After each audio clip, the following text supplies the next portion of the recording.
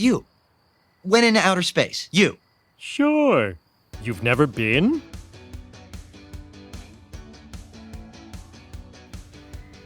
Number 20. Dude, we're getting the band back together, Phineas and Ferb.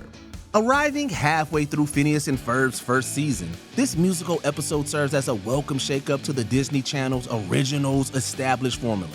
With their parents' anniversary on the horizon, the titular stepbrothers team up with their sister Candace to reunite the rock band Love Handle for an all-time celebration. Oh, hey, Stacy. I can't talk right now. My brothers and I are reforming Love Handle for a concert in our backyard. Love Handle? That's my mother's favorite band! Hey, Mom! Did you know Love Handle is reforming? Meanwhile, Dr. Doofenshmirtz set aside his evil schemes by recruiting Perry to help throw his daughter a birthday party. As is to be expected, this episode is packed to the brim with some tremendously catchy songs as the Love Handle trio rediscover their love of music. But it certainly doesn't skip on the heart either, sneaking its way right into a touching finale where everything that can go right does go right.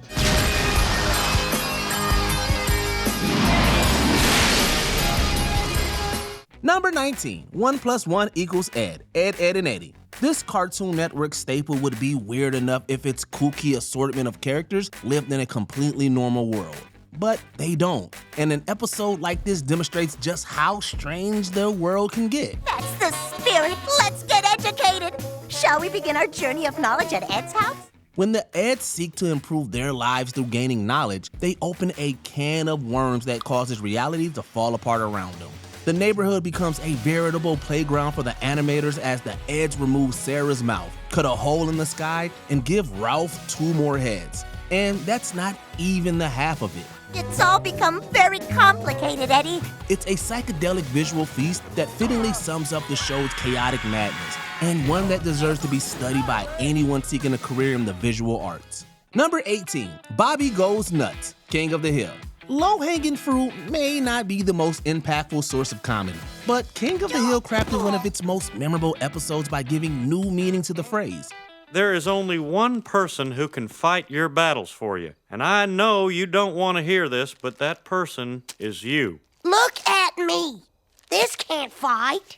Well, then take a boxing course at the YMCA. After Hank encourages Bobby to take boxing lessons to boost his confidence, a misunderstanding lands the impressionable preteen in a self-defense class for women. If you're wondering what happens next, you might find a hint in the episode's title. The pride Bobby discovers by kicking wrongdoers directly in their manhood is undeniably juvenile. But we're kidding ourselves if we don't laugh uncontrollably each time he delivers that hysterical threat. Let go of my purse! Huh? I don't know you! Nevertheless, Peggy and Hank keep the show's message in focus by steering him straight and teaching him the value of approaching the world with empathy. Number 17, Channel Chasers, the Fairly OddParents. Epic isn't always a word that's used when discussing this Nickelodeon series, but this 3-parter earns that distinction. When Timmy Turner wishes for a magic remote allowing him to travel through his television, he's thrust headlong into a world of seemingly endless and endlessly humorous parodies. Sweet! I'm in the Futurellis! The show about a futuristic Italian-American family. The cool thing about this show is that all the characters are robots. Combining tongue-in-cheek satire and various animation styles, everything from the History Channel, reality talent shows, and even fellow Nickelodeon series are up for grabs. But it's not all fun and games, as Timmy's quest to stop Vicky from using the remote to take over the world teaches him some hard lessons about growing up and self-reliance. Do you think he heard the message?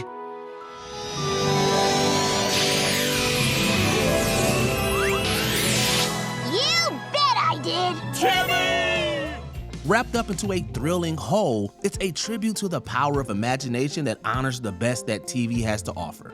Number 16, Days of Future Past, XMen the Animated Series. Now that Bishop is something of a mainstay on X-Men 97, surely it's worth revisiting where the time-traveling bounty hunter originated, right? Well, that's just one of the many reasons to return to this retelling of the classic X-Men storyline. We rebels have a theory. If the assassination of the 90s never occurred, then none of this misery would have happened? None of the sentinels, none of the camps, none of the terminations? With the team attempting to stop one of their own from causing events with drastic ramifications, Days of Future Past opens viewers up to alternate realities with startling revelations. Every possibility is both intriguing and terrifying to consider, but that's what makes it so captivating. With energetic action sequences to boot, this episode will leave you wondering who's right and who's wrong when it comes to topics like equality and justice. I stopped the assassination. Then something else must have happened afterwards. Something that has made the future still turn out like this. No matter how many times you watch it, you may never have a definitive answer. Number 15, Jeepers, It's the Creeper. Scooby-Doo, where are you? If Mystery Inc. has a signature villain, it just might be the Creeper. With his hunchback, bulging eyes, and limited vocabulary, this green ghoul poses a clear and present danger to the gang in one of their most absorbing mysteries. Were there any clues to who did this? No, sir, but the guard handed us this blank paper and mumbled, "The flame will tell the creeper." Like, who is this creeper anyway? On top of supposedly being able to walk through walls, the clues at hand make his identity harder to sniff out than others. Having a tougher nut to crack means that this episode has a little more edge than the standard Scooby-Doo affair. The creeper certainly doesn't go quietly, and the gang's final confrontation with him is a surprisingly physical one. It's Mr. Carswell, the bank president. How about that? If you need proof of how future iterations of this series were able to embrace a darker, more mature tone, look no further. Number 14, the late Philip J. Fry, Futurama. You know what they say, love is patient, love is kind. Our patience was certainly tested as Fry and Leela took their time making things official, but this may have been the first indication that they were always meant to be together. Please, let me make it up to you. I'll treat you to a fancy birthday dinner tonight at Cavern on the Green. Wow, that'll be the nicest place I've ever been stood up. Not this time. No matter what happens, I swear I'll be there. After helping Professor Farnsworth test his time machine, Fry finds himself trapped thousands of years in the future. To make matters worse, he misses an important date with Leela, and the latter becomes convinced that he's passed. Futurama doesn't shy away from marrying thought-provoking sci-fi with very human themes, and the lengths Leela goes to help bring Fry back is a preeminent example. I have to admit, I was afraid you wouldn't make it. That was the old Fry. He's dead now. It's a love story quite literally for the ages, and one that any hopeless romantic can find comfort in. Number 13, The Wrong Jedi, Star Wars: The Clone Wars. It ultimately wasn't the show's last, but Season 5 of The Clone Wars would have been a bold yet fitting coda that most series only dream about. That's because it saw the Star Wars universe set up some of its most consequential storylines. I never planned on killing you, but I will make you share my pain, Kenobi. We thought things couldn't get more tense after witnessing Darth Maul's grudge match against Obi-Wan. But we were thrown for a loop in the finale, which sees Ahsoka standing trial after being falsely accused of attacking the Jedi Temple. Like the Hitchcock film it's named after, The Wrong Jedi is steeped in suspense, heartbreak, and shocking twist. I'm here with evidence and a confession from the person responsible for all of the crimes Ahsoka has been accused of. But it's the turning point in Ahsoka's relationship with Anakin that truly makes it an all-timer, and crucial to understanding the latter's disillusionment with the Jedi. Number 12, not what he seems, Gravity Falls. Like some of the greatest stories ever written, this episode of Gravity Falls is just as exciting to watch, even when you know about its monumental ending. It's gonna be a bumpy ride, but it'll all be worth it. With Mabel and Dipper losing faith in Grunkle Stan following his arrest, Not What He Seems opens up an emotional floodgate as the two are forced to make life-altering decisions on his behalf. In between this, however, is one of the most textured animated episodes out there. Combining the titular town's mysterious nature with gripping drama and the white-hot thrills of a prison escape, you'll remain invested even without knowing who can be fully trusted. It's the final countdown, just like they always sung about! For being the episode the entire series had been building up to, it's one that can also be enjoyed on its own merits. Number 11, Glued, Where's My Bob? Bob's Burgers. With its awkwardly sincere humor and eccentric ensemble of characters, Bob's Burgers is at its best when finding the best use for both. If there's one episode that does this better than the rest, it's this one. Can you do 3 o'clock, Bob? Yeah. Great! This'll really put you on the map! Wow, thank you. With the titular restaurant catching a big break, all that stands between Bob and a career-changing interview is an ill-timed prank that leaves him stuck on the toilet. Literally. As the entire town arrives to capitalize on the moment, Glued Where's My Bob works overtime to give the supporting cast time to shine. As the series' 100th episode, the triumphant conclusion gives it the feel of a series finale. Pins and needles, can't feel my legs. Going down. But the Belcher family's unwavering embrace of one another also makes it a fantastic starting point for novices. Number 10, Intervention, The Spectacular Spider-Man. While certain adaptations of the symbiote storyline have come up short, this episode of The Spectacular Spider-Man isn't one of them. We all just want to help. Help? Help? It's a good one. How exactly do you plan on helping? Do my homework, maybe lower my GPA? Or borrow my camera, take some Spidey pics, because I do need the money. The penultimate outing of Season 1 Intervention pays off 3 episodes worth of buildup as Peter Parker finally confronts his new suit and the damage it's done to his life. With heart, mind, and relationships hanging in the balance, Peter undergoes an emotional metamorphosis as the symbiote tests his willpower and his ultimate purpose as Spider-Man. It all amounts to one of the show's most gratifying moments when Peter is saved with a little help from his loved ones. I'm stronger than you think. A stirring salute to the character as a whole. It's perhaps the greatest example of what this show had to offer before its unjust cancellation. Number 9, The Hall of Egress, Adventure Time. Rare is the day that Finn the human is seen without his canine companion Jake. But this episode from Adventure Time's 7th season dares to show us just that. Oh, well, now that's just great. You don't put traps in the foyer. The foyer is a safe space. Trapped in a cave with a mysterious door blocking his only exit, Finn discovers he can only pass through by keeping his eyes shut. However, no matter how far he gets from the cave, he's sent back to where he was the moment he opens his eyes. It's a perplexing puzzle for both Finn and audiences alike, but one that offers universal lessons for both. That must have been some cave. No comment. In many ways, the cave is a metaphor for life itself. It's full of unpredictable turns and setbacks that can all be navigated by embracing change and trusting your instincts. Number 8, Free Churro, Bojack Horseman. This Netflix original takes full advantage of animation's limited possibilities. More than that, it matches its resplendent visuals with some of the greatest dialogue the cartoon medium has ever seen. When people ask how I'm doing, I usually say, I am doing so great. So it said something that Bojack can remain just as compelling when putting its faith in a single character in a single location. For nearly half an hour, the titular horse rants, mourns, and goes on several tangents while eulogizing his abusive mother. Free Churro is arguably the most sophisticated episode in a show full of them, and Will Arnett's delicate performance allows us to hang on to every word. I was prepared for more cruelty. I was sure that she would get in one final zinger about how I let her down and about how I was fat and stupid and too tall to be an effective Lindy Hopper, how I was needy and a burden and an embarrassment. All that I was ready for. It doesn't exactly make for easy viewing, but it's worth revisiting due to the questions it asks about how much the past should dictate the present.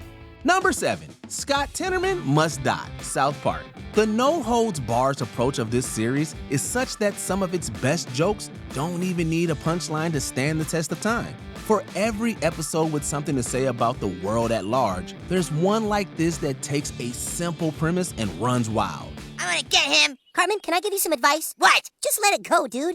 You're only out $16.12. Count your losses and move on. He's smarter than you. He is not smarter than me. He just charmed me, that's all. He's a charmer, that Scott Tenorman, but I'll get him someday. After being scammed out of his money by the titular high schooler, a vengeful Cartman begins a chain of events that are the stuff of South Park legend. It seems like the 4th grader has finally met his match, but his most evil tendencies awaken in a last-minute twist that's so disturbing, it's brilliant. Do you like it?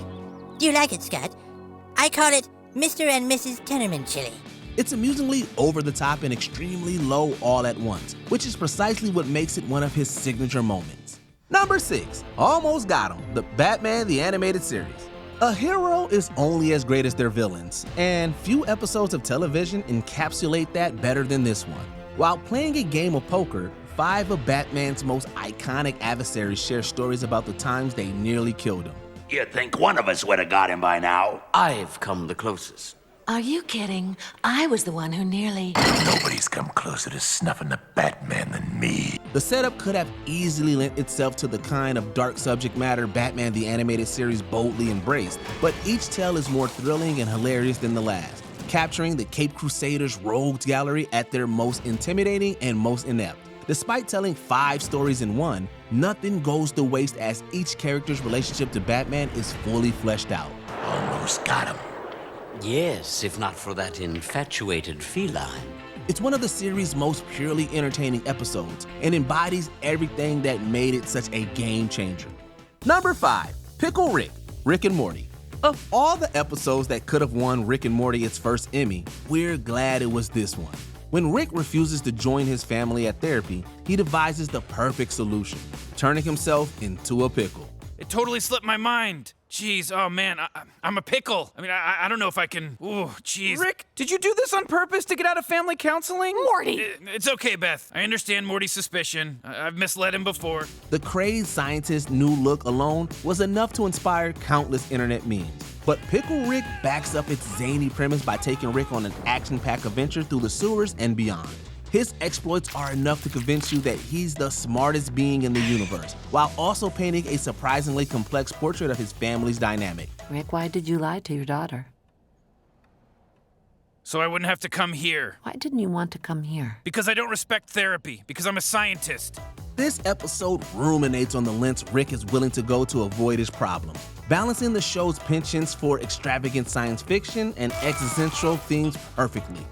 Number 4, The Tales of Ba Sing Se, Avatar: The Last Airbender. Even without heart-racing action, the heroes of Avatar continue to grow by facing their insecurities and using them as motivation to finish their quest. The stage show performed by the Ember Island players offers this kind of candid reflection in a hilariously meta way. We constantly roam these icy South Pole seas, and yet never do we find anything fulfilling. All I want is a full feeling in my stomach. I'm starving. But The Tales of Ba Sing Se stands out for doing it 6 times over. Told through a series of vignettes, each segment follows the characters throughout the Earth Kingdom city. Zuko pursues romantic connection, Katara and Toph have a spa day, and Iroh gives back to others before creating a moving tribute to his son. Allowing the group to catch their breath may sound like harmless fun, but it's a breathtaking reminder to the audience of what remains at stake. How was your night, Prince Zuko?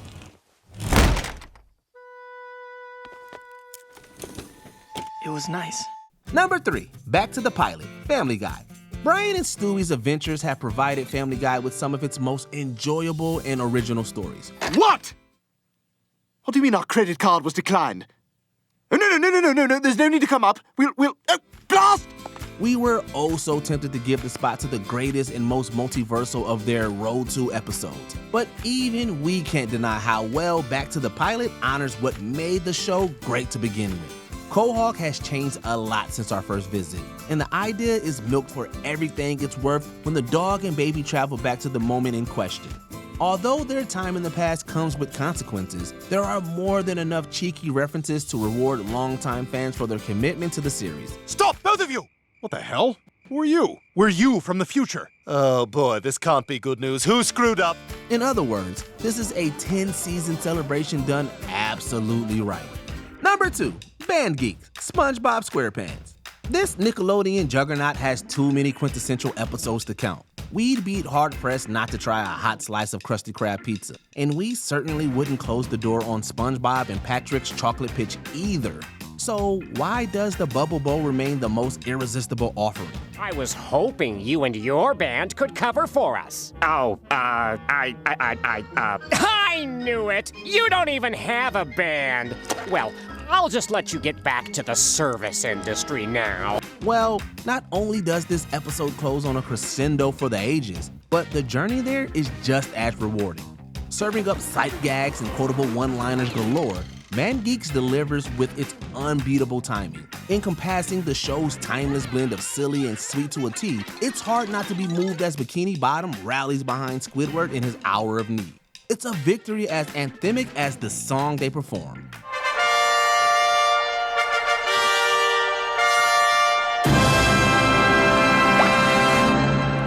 Number 1. Homer's enemy, The Simpsons. Homer Simpson's many escapades and accomplishments seem too amazing to be true, and that's because they are. But if there's one thing this series has taught us not to question, it's this oafish patriarch's startling amount of luck. Hey, you seem like a great guy, so I'll give you a little tip. If you turn that security camera around, you can sleep and no one will ever know. I don't think we're being paid to sleep. Oh yeah, they're always trying to screw you. Enter Frank Grimes, an ambitious professional driven mad by how little stands in Homer's way. In an episode that's equal parts dark and darkly hilarious, Grimey sets out to expose Homer's incompetence, and his lack of results ultimately gets the better of him. In the process, the writers spare no expense in taking shots at themselves and boiling the show's illogical nature down to its essence. Ooh, I eat like a slob, but nobody minds. Blah, blah, blah, blah, blah, blah, blah, blah, blah, blah. I'm peeing on the seat. Give me a raise. Some still consider it one of The Simpsons' strangest episodes, but we'd argue it's one of the most ingenious.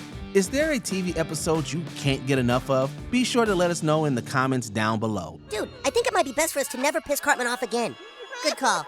Oh, the tears of unfathomable sadness. Yummy, yummy, you guys.